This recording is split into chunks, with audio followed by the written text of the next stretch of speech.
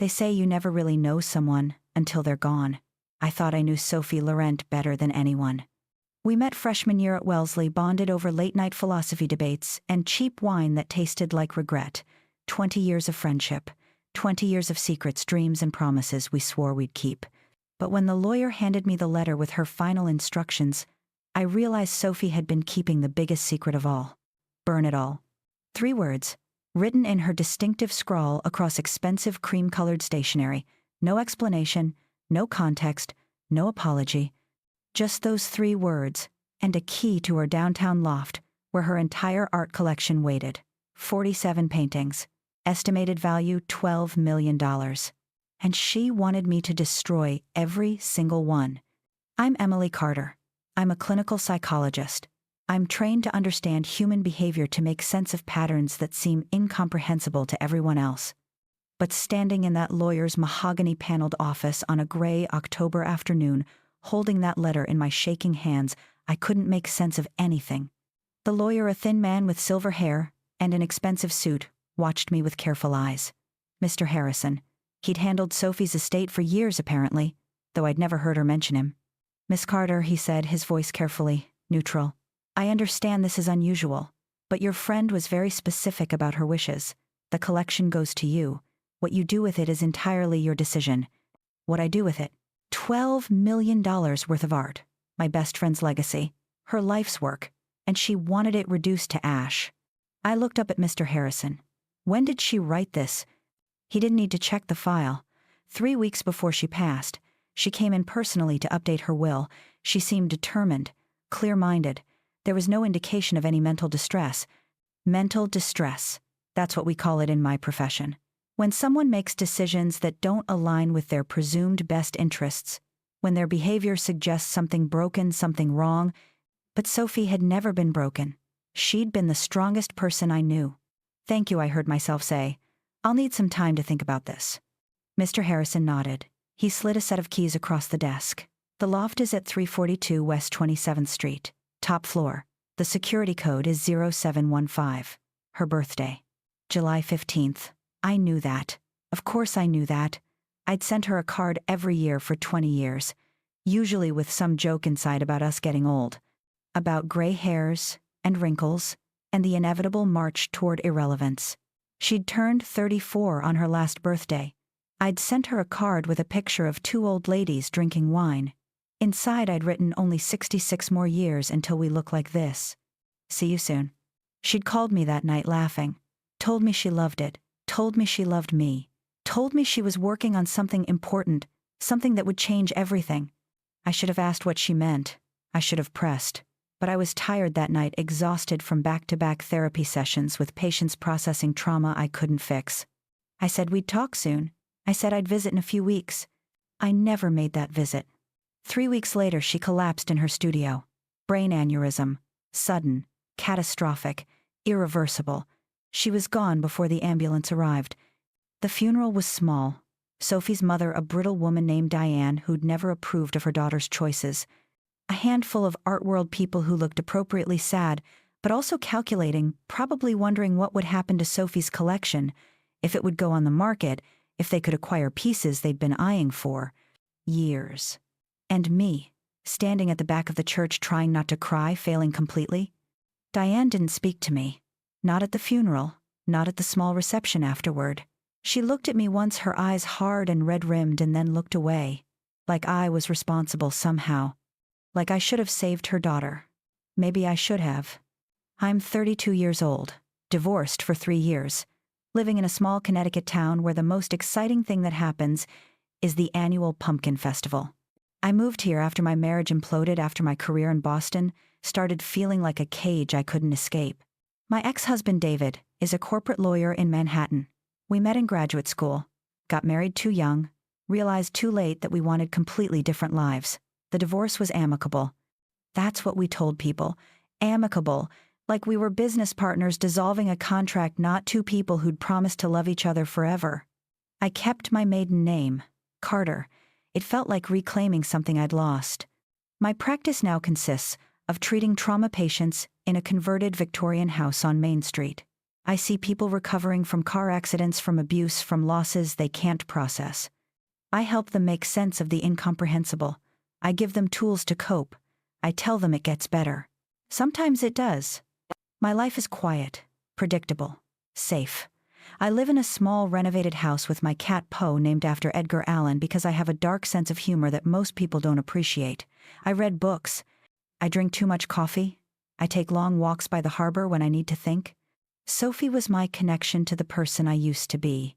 Before the divorce, before the burnout, before I buried myself in this small town where nobody knew me and nobody asked questions I didn't want to answer.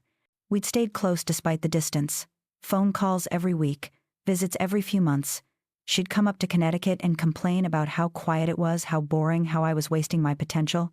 I'd go down to New York and complain about how loud it was, how chaotic, how she was going to burn out if she didn't slow down. We balanced each other, or we used to. The last time I saw her was in August. She'd invited me to her loft to see some new paintings she'd been working on. She was excited, electric, kept talking about this new direction her work was taking, about how she was finally ready to tell the truth about things she'd kept hidden for too long. I asked what she meant. She smiled, that secretive smile she'd had since college. "You'll see M. When it's finished. You'll understand everything." I stayed the weekend. We drank wine. We laughed. We talked about everything and nothing. When I left on Sunday evening, she hugged me tight. Tighter than usual. "Love you," she whispered. "You know that, right? Whatever happens, I love you." "I know," I said. "Love you too. Always." 3 weeks later, she was dead. And now I was standing outside her loft, with a key in my hand and instructions to burn $12 million worth of art. The building was in Chelsea. Expensive. Industrial chic. The kind of place artists moved into when they made it, when their work started selling for 6 figures instead of hundreds. Sophie had bought the loft 5 years ago, right after her first major gallery show. She'd called me that night drunk on champagne and success. "I did it, Em. I actually did it. I'm a real artist now." "You were always a real artist," I'd told her. "Now you're just a successful one." She'd laughed. That bright, unguarded laugh that reminded me of who we'd been at 19. Before life got complicated. Before we learned that success came with costs we couldn't always predict. I took the elevator to the top floor. The doors opened directly into her loft. No hallway, no other apartments, just hers. 3,000 square feet of exposed brick-high ceilings, massive windows overlooking the city. The space was exactly as she'd left it. Paint-stained hardwood floors. The smell of turpentine and jasmine tea, her two constants. Canvases everywhere. Finished pieces leaning against walls. Unfinished work, still on easels. Brushes soaking in jars of cloudy water. Like she'd just stepped out, like she'd be back any minute. I stood in the doorway for a long time, just breathing, just trying to feel her here. The paintings covered every available surface. 47 total, Mr. Harrison had said. I started counting. He was right. Exactly 47, all finished. All signed with her distinctive signature in the bottom right corner. Sophie Laurent. I moved through the space slowly, looking at each one. Her style had evolved over the years. Early work was representational, portraits mostly, beautiful haunting faces with eyes that followed you. Then she'd shifted to abstract, bold colors, emotional landscapes, shapes that suggested figures but never quite resolved into anything concrete. These paintings were different, more complex, layered, like she was hiding something beneath the surface. I stopped in front of the largest piece, 6 feet tall, maybe 8 feet wide, dominated by deep reds and blacks with hints of gold breaking through. The title was written on a small card below, "Silence has a price." Something about it bothered me. Not the content, the technique.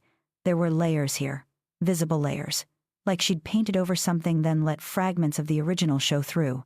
I teach my patients about instincts, about trusting the small voice that says something's wrong even when you can't articulate why. I've learned to trust my own instincts. They've saved me more times than I can count. My instinct now was screaming. I pulled out my phone and called my office. My assistant Maria answered on the second ring. "Emily, everything okay? I need you to do me a favor. In the supply closet, there's a UV light, the one we use for detecting.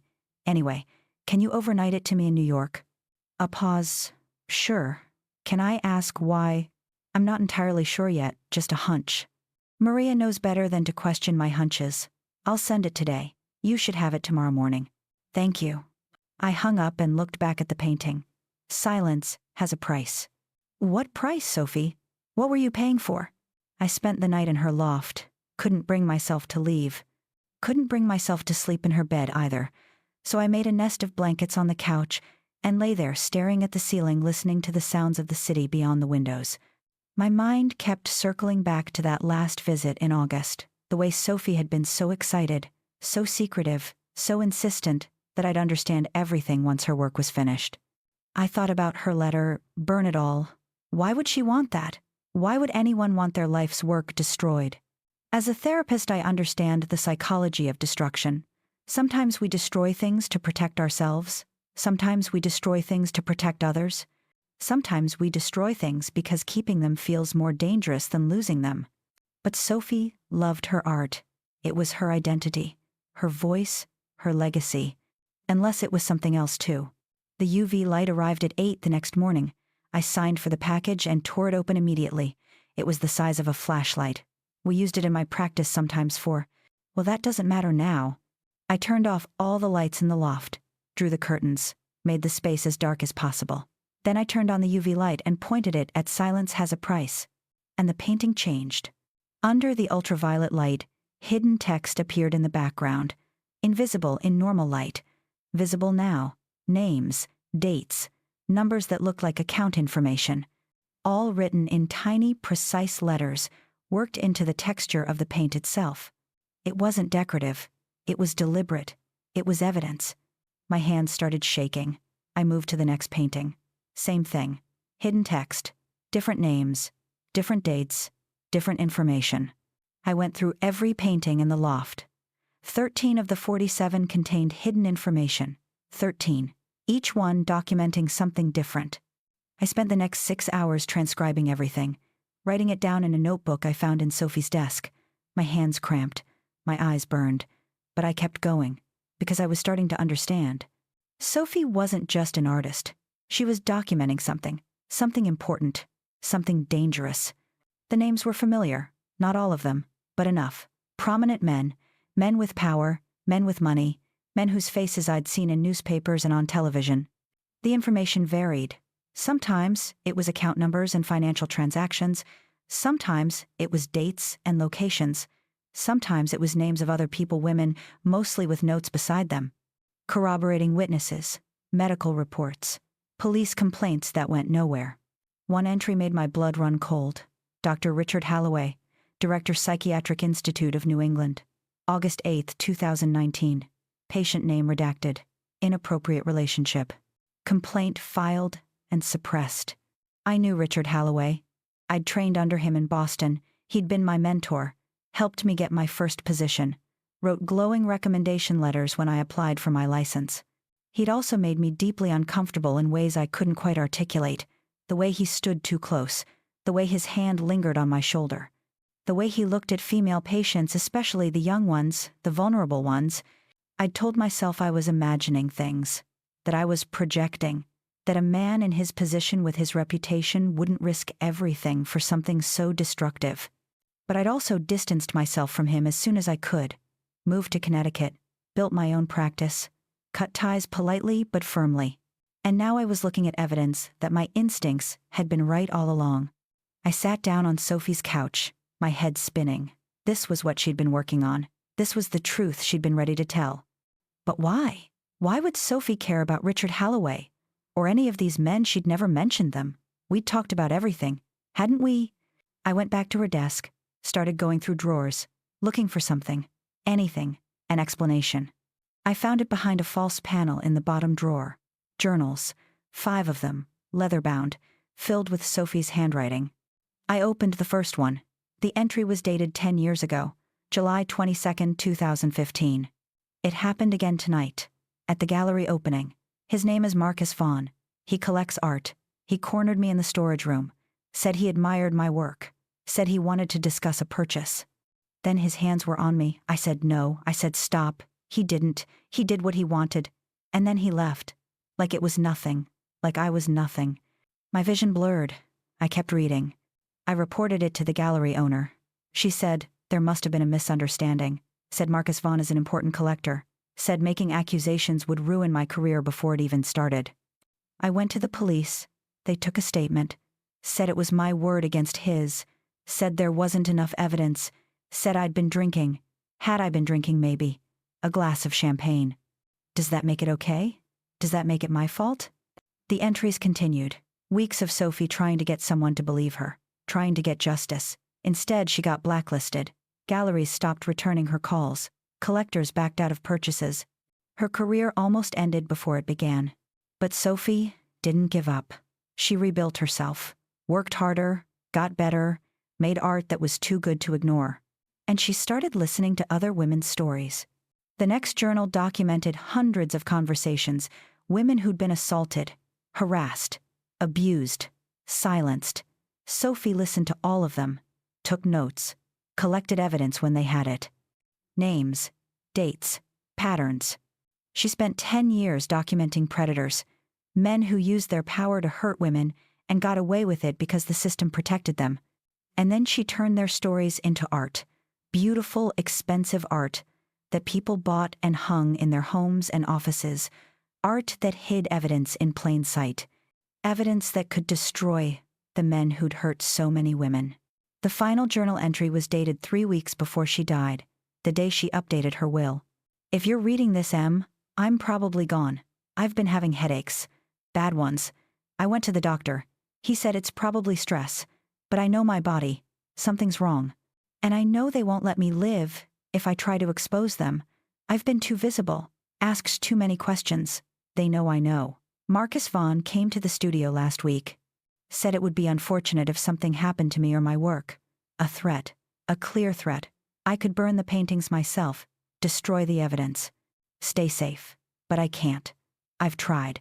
I stand in the studio with a lighter in my hand and I can't do it. Because these women trusted me. They told me their stories. They deserve justice. They deserve to be believed. But I'm so tired, Em. So tired. And I'm scared. So I'm giving you the choice I couldn't make. Burn them and we all stay safe. Use them and we all burn together. I'm sorry. I love you. And I'm so tired of carrying this alone. I closed the journal. My face was wet. I hadn't realized I was crying. Sophie hadn't died from natural causes. I mean, technically, yes. An aneurysm is natural. But stress causes aneurysms. Fear causes aneurysms. Carrying trauma for 10 years causes aneurysms. They killed her. Not directly, but they killed her. And now I had to decide what to do about it. As a therapist, I understand something most people don't. Trauma doesn't just affect the person who experiences it. It ripples outward. It touches everyone connected to that person. Family, friends, future relationships. Trauma is contagious. And silence lets it spread. Sophie had tried to stop the spread. She'd collected evidence. She'd documented abuse. She'd given victims a voice, even if that voice was hidden in paint and canvas. But she couldn't take the final step. She couldn't expose them. Fear stopped her. Or maybe wisdom. Maybe she knew that exposure would cost her everything, including her life. So she gave me the choice. Burn the paintings, honor her last wish, stay safe. Or use them, and accept the consequences? I sat in her loft for 2 days thinking. Maria called. My patients called. I didn't answer. I needed time. I needed silence. On the 3rd day, someone knocked on the door. I looked through the peephole. A man, mid-50s, expensive suit, cold eyes. I didn't recognize him. I opened the door but kept the chain on. Can I help you? He smiled. It didn't reach his eyes. Miss Carter, my name is Marcus Vaughn. I'm an art collector. I was a friend of Sophie's. I wanted to express my condolences. Marcus Vaughn, the first name in Sophie's journal, the man who'd assaulted her 10 years ago. My throat went dry. Thank you. That's kind of you. I also wanted to discuss the possibility of purchasing some of her collection. I understand she left it to you. I'd be willing to make a very generous offer. $15 million, cash, immediate transfer. For all 47 pieces. $3 million more than the estimated value. He was desperate. Wow. That's very generous. But I'm not ready to make any decisions yet. His smile faded slightly. I understand. But I should mention time is of the essence. Sophie's work is gaining value. But there are also rumors, unfortunate rumors, about her mental state, about instability. These rumors could damage the collection's value significantly. It would be best to sell now, before things get complicated. A threat, dressed up as advice, but definitely a threat. I'll think about it, I said. Please do, I'll be in touch. He left. I closed the door, locked it, put the chain back on. My heart was pounding. My hands were shaking. He knew. He knew what was in the paintings, and he wanted them destroyed. I called David, my ex-husband. We didn't talk often, but he was a lawyer, and right now I needed legal advice. He answered on the first ring. Emily, is everything okay? I need your help. Can you come to New York? When? Now, today. It's important. A pause. I'll be there in 2 hours. David showed up exactly 2 hours later. He looked the same, tall, put together, expensive suit, the uniform of Manhattan lawyers. We'd been divorced for 3 years, but it still felt strange seeing him, remembering what we'd been, accepting what we'd become. Thanks for coming, I said. Of course. What's going on? I told him everything. Sophie's death, the will, the paintings, the hidden evidence, the journals, Marcus Vaughn's visit. David listened without interrupting. When I finished, he was quiet for a long time. This is dangerous, Em. I know. These are powerful men. They have resources, lawyers, influence. They could destroy you. I know that too. So what do you want to do? That was the question, wasn't it? What did I want to do? I thought about Sophie, about how she'd spent 10 years carrying other women's trauma, about how it had literally killed her. I thought about the women in her journals, hundreds of them, all silenced, all dismissed, all told their pain didn't matter. I thought about Richard Halloway, about the uncomfortable feeling I'd always had around him, about the patients he'd had access to, vulnerable women, women who trusted him, women who needed help, not exploitation. I thought about my own choices, moving to a small town, building a quiet practice, choosing safety over risk, choosing comfort over truth. Sophie had asked me a question in that final journal entry. She'd been asking for years, actually. Every time I visited, every time we talked. Who was I? The person who stayed silent, or the person who spoke up? I want to use them, I said. I want to expose these men, all of them. David nodded slowly. Okay, then we need to be smart about this. We need to make copies of everything first. The paintings, the journals, the evidence. We need backups in multiple locations. We need to contact journalists, lawyers who specialize in this kind of case, victim advocacy groups. We need to build a network before we go public. And then we make it impossible for them to suppress. We release everything at once, every platform, every outlet. We make it too big to ignore.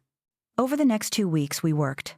David brought in people he trusted, journalists who'd built careers on exposing corruption, lawyers who specialized in representing assault survivors, digital security experts who helped us create encrypted backups of everything. We photographed every painting under UV light. We scanned every journal entry. We verified every name, every date, every piece of information Sophie had hidden in her art. And we contacted the women, the ones whose stories Sophie had documented. Some were ready to speak, some weren't. We respected both choices. Marcus Vaughn called 3 more times. Each time his offers got higher. Each time his barely veiled threats got clearer. By the 4th call, he showed up at the loft with 2 other men. No more pretense. No more politeness. One of the men was Senator William Crawford. I recognized him immediately. He was considering a presidential run. His face had been all over the news. He was also one of the names in Sophie's paintings. Miss Carter, he said. His voice was smooth, practiced, the voice of someone used to being listened to. I think we need to have a frank conversation. About what? About Sophie Laurent's unfortunate delusions. She was a talented artist, but she was also deeply troubled, mentally unstable. These paintings, these accusations, they're the product of a disturbed mind. Pursuing this will only damage her legacy, and yours. Is that a threat? It's a reality check. You're a therapist, correct? You treat trauma patients. How would it look if it came out that you're exploiting a dead friend's mental illness for attention? For profit, your license would be reviewed. Your practice would be investigated. Your career would be over. He was good. I had to give him that.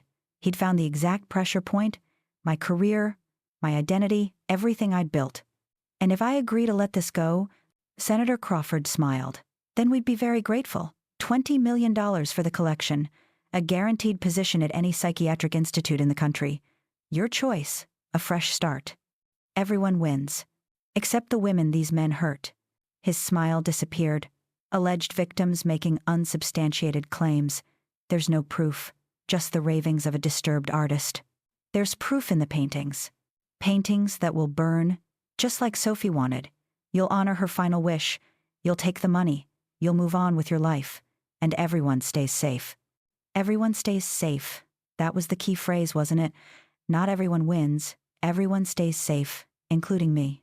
If I exposed them, I'd lose everything. My career, my reputation, possibly my life. Men with this much power don't go down easy.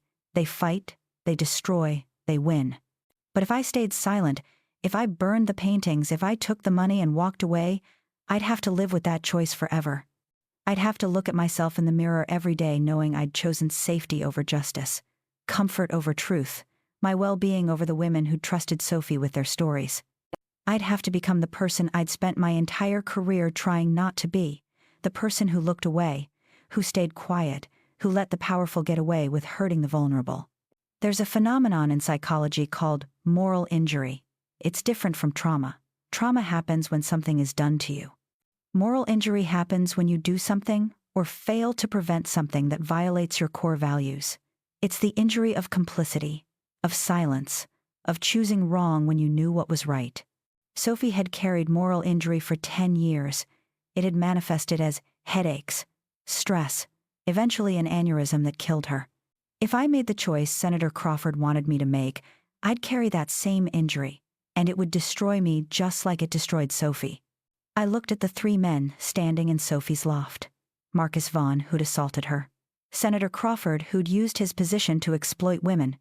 And the 3rd man, whose name I didn't know but whose cold eyes told me everything I needed to know about his involvement. And I made my choice. No, I said. I'm sorry, Senator Crawford's voice was sharp. No, I'm not burning the paintings, I'm not selling them, and I'm not staying silent. Marcus Vaughn stepped forward. You're making a mistake. Maybe, but it's my mistake to make. We'll destroy you. You can try. They left. But the threat hung in the air long after they were gone. David looked at me, his expression unreadable. You're sure about this? No, but I'm doing it anyway. We accelerated our timeline, contacted everyone we needed to contact, made sure every piece of evidence was backed up, distributed, impossible to suppress. And then I did something Sophie never could. I planned an exhibition. Not a sale, not a gallery showing for profit. An exhibition. Public. Free. Open to everyone.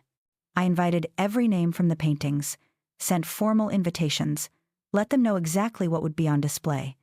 I invited journalists from every major outlet. I invited the women from Sophie's journals, the ones willing to come, the ones ready to be seen. And I invited anyone else who wanted to attend, posted about it online, made it public, made it impossible to ignore.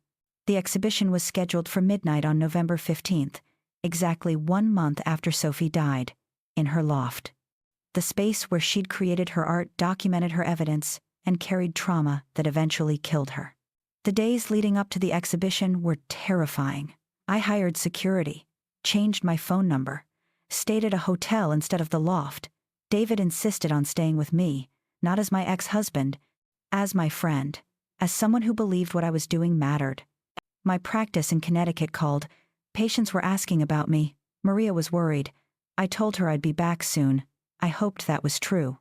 On the night of the exhibition, I arrived at the loft at 11. The paintings were arranged around the space. UV lights were positioned to reveal the hidden text. Printed documentation was available for anyone who wanted it. Journalists from the Times, the Post, the Washington Journal, and a dozen other outlets were already there setting up cameras. The women started arriving at 11:30. Some came alone. Some came with friends, family, lawyers. Each one was greeted, given space, given the choice to participate or just witness. One woman approached me. She was young, maybe 25. She had Sophie's journals in her hands, open to a page with her story. "I didn't think anyone would believe me," she said. Her voice was shaking. "I told people. They said I was lying, attention-seeking, that it didn't happen the way I remembered. I started to believe them. Started to think maybe I was wrong. Maybe I made it all up." "You didn't," I said. "It happened. And it wasn't your fault." She started crying. Sophie believed me. She listened. She painted my story. And now everyone will see it. That's when I understood what Sophie had really done. She hadn't just collected evidence. She'd given these women something they'd lost: validation. Proof that they weren't crazy, weren't lying, weren't wrong. Proof that someone had listened and believed them. At midnight, the men started arriving. Marcus Vaughn came first, flanked by lawyers. He saw the paintings, saw the UV lights revealing his name, his crimes. His face went white. Senator Crawford arrived with a security detail. He walked through the exhibition, his jaw clenched, his eyes cold. When he saw the journalists, the cameras, the women, he tried to leave. But the doors were blocked by more journalists, more cameras, more witnesses. Dr. Richard Halloway was the last to arrive. He looked broken already, like he'd known this was coming, like he'd been waiting for years for someone to finally expose him. He found me in the crowd. "Emily, please, let me explain." "Explain what?" "How you abused your position, how you hurt vulnerable patients, how you silenced women who tried to speak up." "It wasn't. I never meant." He couldn't finish. The words wouldn't come. "You meant it," I said. "You all meant it. You knew exactly what you were doing, and you did it anyway because you thought you'd get away with it." The room was chaos. Lawyers shouting. Security trying to manage the crowd. Journalists asking questions, cameras flashing documentation, being photographed and verified. And in the center of it all, I stood with a lighter in my hand. The room went quiet. Everyone turned to look at me. "Sophie's final wish," I said, my voice carrying through the space, "was for these paintings to burn. She left them to me with instructions to destroy them, and I'm going to honor that wish. But first, everyone here will witness what's in them. Everyone will see the truth. Everyone will know what these men did." I walked to the first painting. Silence has a price. I held up the lighter. Senator Crawford stepped forward. "You're making a mistake. This will destroy you. I have the best lawyers in the country. I can make your life hell. I can make sure you never work again. I can make sure everyone knows you're mentally unstable, exploiting a dead friend, fabricating evidence." "Then I'll have nothing left to lose," I said. "Neither will they." I gestured to the women standing around the room. "You've already tried to destroy us. You've already taken our credibility, our peace, our sense of safety. What else can you take?" He had no answer. I lit the painting, watched it catch fire, watched Sophie's beautiful work, her hidden evidence, turn to ash. But it didn't matter, because everything had already been photographed, copied, distributed. The evidence existed in hundreds of places now. Burning the originals was symbolic, a release, a letting go. I burned all 13 paintings that contained hidden evidence, one by one. Each woman whose story was represented got to decide if she wanted to light it herself or let me do it. Some chose to light their own. Some couldn't. I understood both choices. As the last painting burned, I thought about Sophie, about the burden she'd carried for 10 years, about how it had killed her, about how she'd given me the gift of choice, the opportunity to do what she couldn't. I thought about healing and justice, about how they're not the same thing. Justice is external, systemic, often incomplete. Healing is internal, personal, ongoing. You can have one without the other. Ideally, you get both. Sophie had given these women both. She'd given them art that honored their pain, evidence that validated their truth, and now finally witnesses who believed them. She'd given me the same gift, the chance to choose truth over safety, courage over comfort, the person I wanted to be over the person fear would make me. The exhibition ended at dawn. The last journalists left. The last women left. David and I stood in the loft surrounded by ash and smoke and the smell of burnt canvas. "What happens now?" he asked. Now I looked around the space. Sophie's space. Now it's out of my hands. The evidence is public. The investigations will start. The lawsuits. The media coverage. The inevitable backlash. They'll come after me. Try to discredit me. Try to make me the story instead of what these men did. But that's okay. I can handle it. You're sure? No, but I did the right thing. That has to be enough. The next few weeks were exactly as brutal as I'd expected. Senator Crawford's lawyers filed defamation suits. Dr. Holloway's professional organization launched an investigation into me, claiming I'd violated ethics by publicly accusing a colleague. The art world divided into camps. Some people praised Sophie's courage. Others called her disturbed, unreliable attention-seeking. My license was temporarily suspended pending review. My practice in Connecticut had to close. Patients were reassigned. Maria had to find a new job. Everything I'd built crumbled. But 3 women came forward with additional evidence against Marcus Vaughn. 6 more accused Senator Crawford. Dr. Holloway's organization found 12 complaints that had been filed and suppressed over the years. The investigations expanded. Arrests were made. Trials were scheduled. It wasn't perfect. Some men got plea deals. Some charges were dropped. Some victims chose not to testify. The system was still broken. Justice was still incomplete. But it was movement. It was progress. It was more than silence. I kept one painting. Sophie had made it for me years ago after my divorce. She'd given it to me on one of my visits wrapped in brown paper. For when you're ready to see it, she'd said. I'd never understood what she meant. I hung it in my house in Connecticut, but I'd never really looked at it. Not closely. It was called The Therapist. It showed a woman sitting in an empty chair surrounded by shadows that might be people or might be ghosts.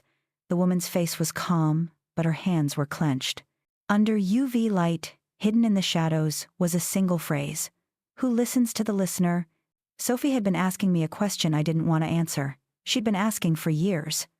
Who takes care of the caregivers? Who hears the stories of the people who spend their lives hearing others' stories? Who validates their pain?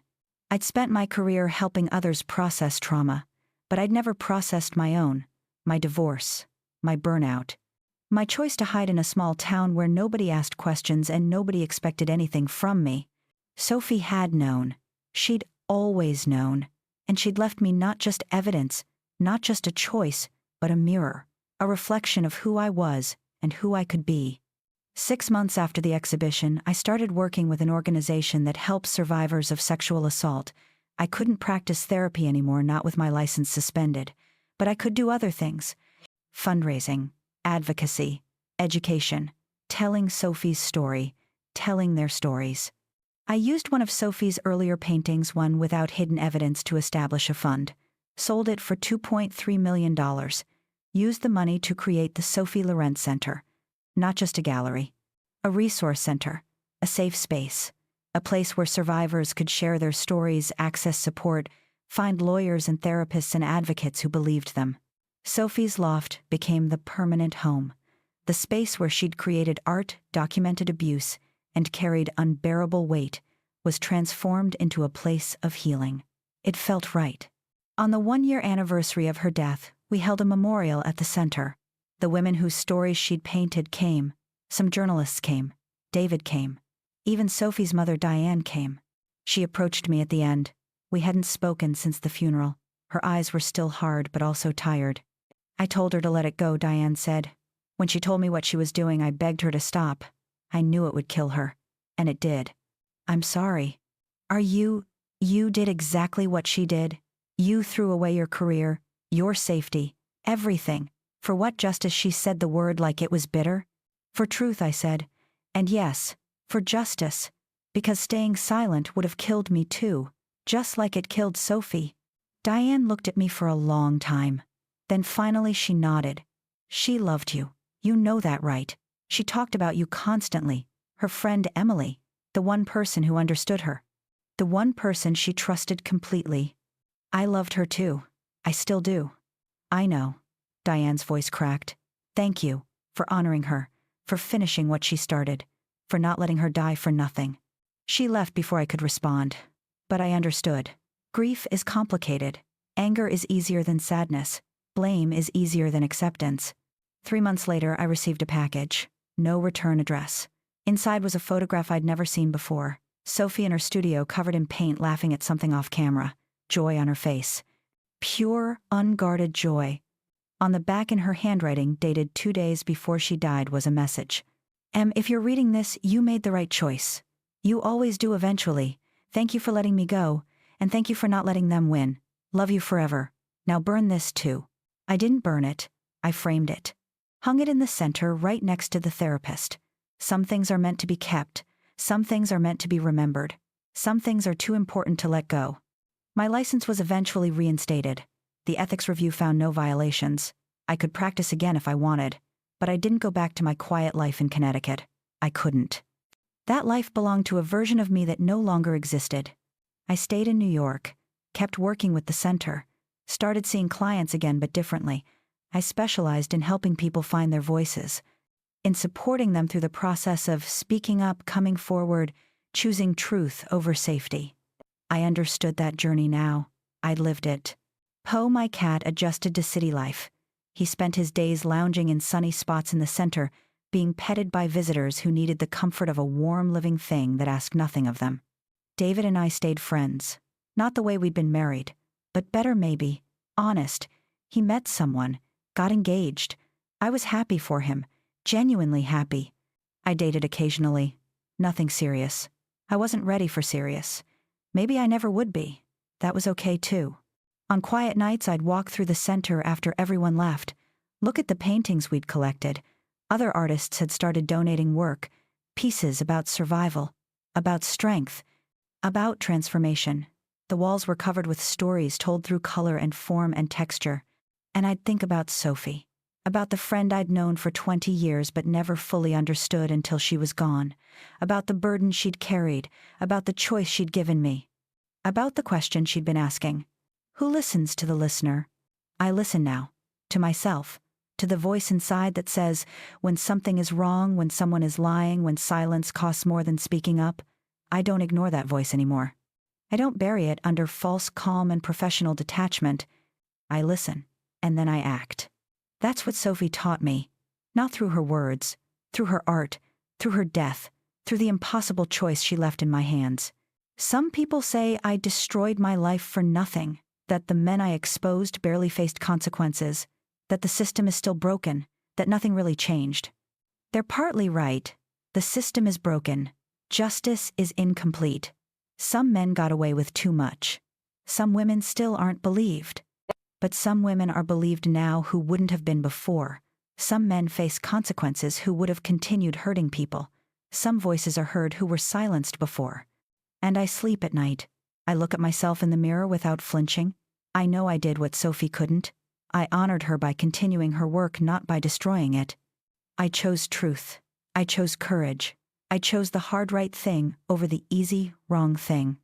I chose to let go of safety and comfort and the quiet life I'd built to protect myself from pain. And in letting go, I found something better: purpose, community, a life that matters not because it's comfortable, but because it's true. Sophie once told me that art isn't about creating beauty. It's about creating truth. Beauty is a side effect, a byproduct of honesty. Her art was beautiful. But more than that, it was true. It told stories that needed to be told. It gave voice to people who'd been silenced. It created evidence where evidence had been erased. Her final piece of art wasn't a painting. It was the choice she gave me, the question she asked, the mirror she held up, and my answer became my own art. Not painted on canvas, but lived. A life dedicated to making sure people are heard, believed, supported. A life that honors her memory, not through preservation, but through transformation. That's the art of letting go.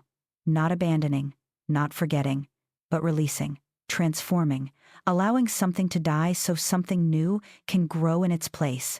I let go of the safe life, the quiet life, the life where I helped people from behind the protective barrier of professional distance. I let go of Sophie, not my love for her, but my grief, my guilt, the feeling that I should have saved her, should have known, should have done something before it was too late. I let go of the idea that healing means returning to who you were before trauma. Sometimes healing means becoming someone new, someone stronger, someone braver, someone who chooses truth even when it costs everything. Sophie knew that. She lived it. She died from it. And she gave me the chance to learn it. So when people ask if I regret what I did, if I wish I'd made a different choice, if I'd burn those paintings again knowing what it cost me, I tell them the truth. I'd burn them 1,000 times. I'd make the same choice every single time. Because some things matter more than safety. Some things matter more than comfort. Some things matter more than the life you planned. Truth matters. Justice matters. Believing survivors matters. Using whatever voice you have, whatever platform you have, whatever power you have, to stand up for people who can't stand up for themselves. That matters. Sophie taught me that. Not with words, with art, with evidence, with a choice that felt impossible, but turned out to be the only choice that mattered. The art of letting go isn't about loss. It's about transformation. It's about releasing what no longer serves you so you can become who you're meant to be. I let go of fear, of safety, of silence. And I found my voice. That's Sophie's legacy. Not the paintings that burned, not the evidence that exposed powerful men, not even the center that bears her name. Her legacy is the women who speak up now who wouldn't have before, the survivors who are believed now who would have been dismissed, the system that's changing slowly, imperfectly, but undeniably. And me, the friend who loved her, who learned from her, who continued what she started. I carry her with me, not as a burden, but as a light, a reminder, a voice that asks when I'm faced with difficult choices what truth needs to be told, what silence needs to be broken, what comfort needs to be sacrificed for something that matters more. Sophie Laurent died at 34. Too young, too soon. Her death wasn't fair. The circumstances weren't just. The men who contributed to her suffering didn't pay enough. But her life mattered. Her art mattered. Her courage mattered. And the choice she gave me, the impossible, terrible, beautiful choice, to burn $12 million worth of art or use it to tell the truth, that choice transformed me. I'm not the person I was before, the quiet therapist in the small town, the divorced woman hiding from risk, the careful, controlled, safe version of myself.